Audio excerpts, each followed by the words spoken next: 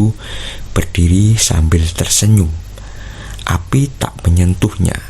Ia menunjuk ke arah Raka, lalu bibir busuknya berucap tanpa suara, Kamu yang terakhir.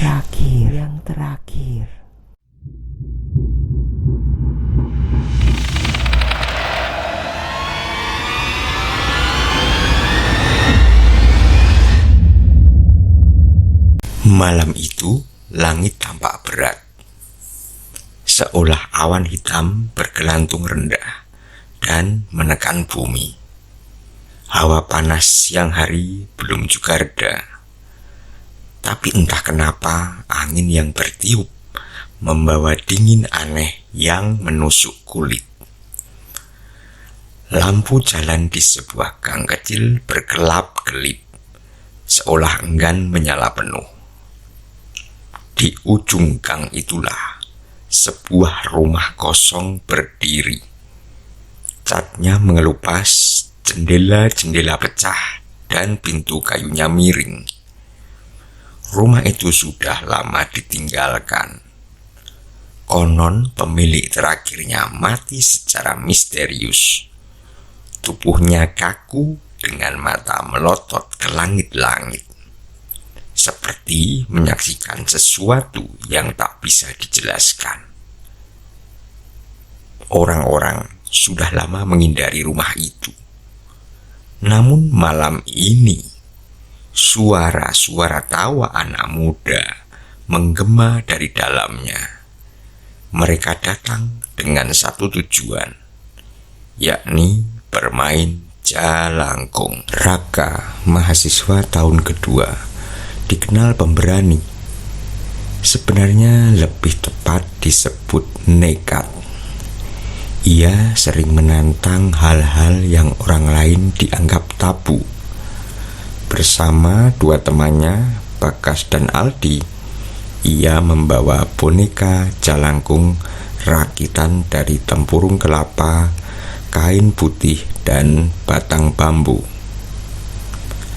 Awas luka, kata Aldi menyalahkan senter. Kita sudah sering dengar cerita kalau main ginian bisa ngundang beneran. Justru itu Raka menyeringai. Kalau nggak beneran buat apa main? Kita mau buktikan. Kalau berani ya jangan setengah-setengah. Bagas menelan ludah. Tapi rumah itu katanya angker banget. Orang-orang sering lihat bayangan di jendela, padahal kan kosong. Pas banget lah, potong Raka. Tempat kosong, nggak ada yang ganggu. Yuk kita ke sana. Mereka bertiga duduk melingkar di lantai berdebu, hanya diterangi cahaya senter yang ditaruh di tengah. Raka meletakkan boneka jalangkung di atas kardus yang sudah ditulis huruf-huruf abjad, angka, dan kata ya atau tidak. Ia mulai membaca mantra. Jalangkung, jalangkung, di sini ada pesta kecil buat kita bertiga. Datang tak dijemput, pulang tak diantar.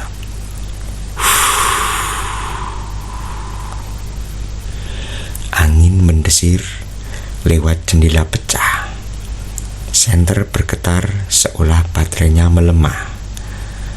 Aldi langsung merinding.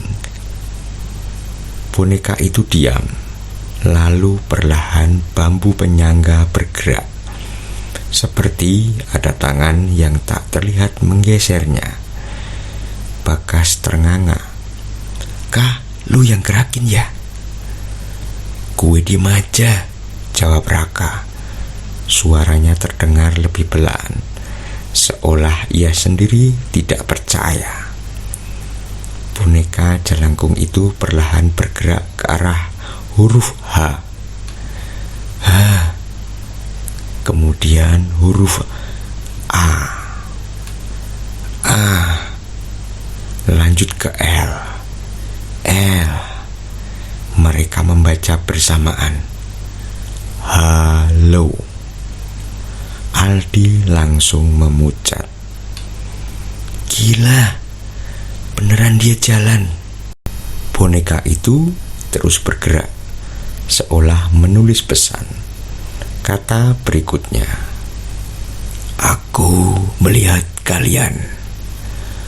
Raka malah tertawa. Wah, keren.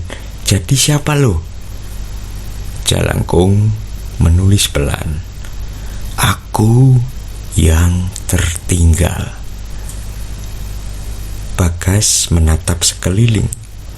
Bulu kuduknya berdiri. Tertinggal? Maksudnya roh yang gak bisa pergi. Belum sempat mereka mencerna, senter tiba-tiba padam. Gelap total menyelimuti ruangan. Hanya terdengar napas mereka yang tercekat. Kak, nyalain lagi, seru Aldi. Klik, klik, senter menyala kembali. Tapi sekarang boneka Jalangkung sudah bergeser jauh dari posisi awal, seakan ada yang menyeretnya. Di lantai terlihat jejak tangan hitam, seperti bekas arang, dari Jalangkung menuju sudut ruangan. Sudut yang gelap dan pekat. Bagas menelan ludah. Itu apaan? Belum ada jawaban. Suara seret terdengar dari atas plafon. Kerak, kerak, kerak. Seperti kuku panjang menggaruk kayu. Lalu dari celah gelap tampak sesuatu. Sepasang mata putih yang menatap mereka tanpa berkedip. Aldi langsung menjerit. Udahan kak, udahan. Raka berusaha menyelesaikan permainan. Ia cepat-cepat berkata, terima kasih, kami akhiri sekarang. Pulanglah sekarang. Tetapi boneka Jalangkung itu bergerak sendiri ke kata tidak. Seketika udara jadi semakin dingin. Bau busuk menyengat memenuhi ruangan. Mereka bertiga serempak bangkit berdiri. Lari, kata Raka. Mereka berlari keluar rumah, meninggalkan boneka Jalangkung dan papan kardus. Namun saat sampai di luar, Aldi mendengar suara tertawa lirih di telinganya. Kalian sudah undang aku. Sekarang aku ikut pulang. Malam itu Raka merasa puas, sekaligus heran. Di kosannya ia mencoba menenangkan diri dengan berulang kali meyakinkan, itu tadi cuma sugesti, cuma kebetulan. Tapi pikirannya terus terbayang boneka Jalangkung yang menulis sendiri. Pukul 2 dini hari, ia terbangun karena suara ketukan di pintu kamarnya. Tok, tok, tok. Gasdi, panggilnya mengira temannya yang datang. Tak ada jawaban. Ketukan berhenti. Namun tiba-tiba terdengar dari jendela lebih keras. Tok, tok, tok. Dengan hati-hati ia mendekat. Tirai tipis berkibar, tertiup angin malam. Raka mengintip keluar. Kos-kosan sepi. Tapi di bawah lampu jalan ia melihat sosok putih berdiri. Tingginya hanya sebahu manusia dengan kepala bulat besar seperti tempurung kelapa yang dililit kain. "Jalangkung!" Tubuh Raka membeku. Sosok itu menoleh perlahan ke atas, menatap tepat ke arahnya. Walau jauh, Raka bisa jelas melihat mata putih polos, mulut robek tersenyum. Ketukan kembali terdengar, kali ini dari balik pintu kamarnya. Sangat keras, tok, tok, tok, tok. Raka mundur, napas memburu. Tiba-tiba pintu bergetar, seperti ada yang mendorong dari luar. Dengan panik ia menjerit, "Pergi! Gue gak undang elu lagi!" Hening, pintu berhenti bergetar. Saat ia mengira sudah aman, terdengar bisikan di belakang telinganya. Aku sudah di dalam. Esoknya, Raka menemui Bagas dan Aldi. Wajah mereka sama pucatnya. Ternyata mereka berdua juga mengalami kejadian aneh semalam. Bagas mendengar suara mainan anak-anak berguling di kamarnya, padahal ia tinggal sendirian. Aldi melihat bayangan Jalangkung duduk di kursi, lalu menghilang saat lampu dinyalakan. "Kita harus buang boneka itu," kata Aldi. "Tapi kita tinggalin di rumah kosong," jawab Bagas. "Justru itu masalahnya." Raka mengusap wajahnya. "Kayaknya dia gak tinggal di sana lagi. Dia sekarang ikut kita." Mereka sepakat kembali ke rumah kosong itu sore harinya. Namun saat sampai, papan kardus dan boneka Jalangkung sudah tidak ada. Yang tersisa hanya jejak hitam di lantai, seperti terbakar. "Ada yang mengambil." Bagas mencoba masuk akal. "Gak mungkin, siapa yang mau ngambil beginian?" Aldi menatap lantai. "Kayak ada yang mindah." Malam berikutnya teror semakin parah. Raka bermimpi berada di rumah kosong itu lagi. Boneka Jalangkung duduk di depannya, lalu kepalanya retak, memperlihatkan wajah busuk seorang perempuan. Rambut panjang, kulit penuh belatung, mata melotot. Ia berbisik, "Kamu panggil aku. Kamu harus tanggung."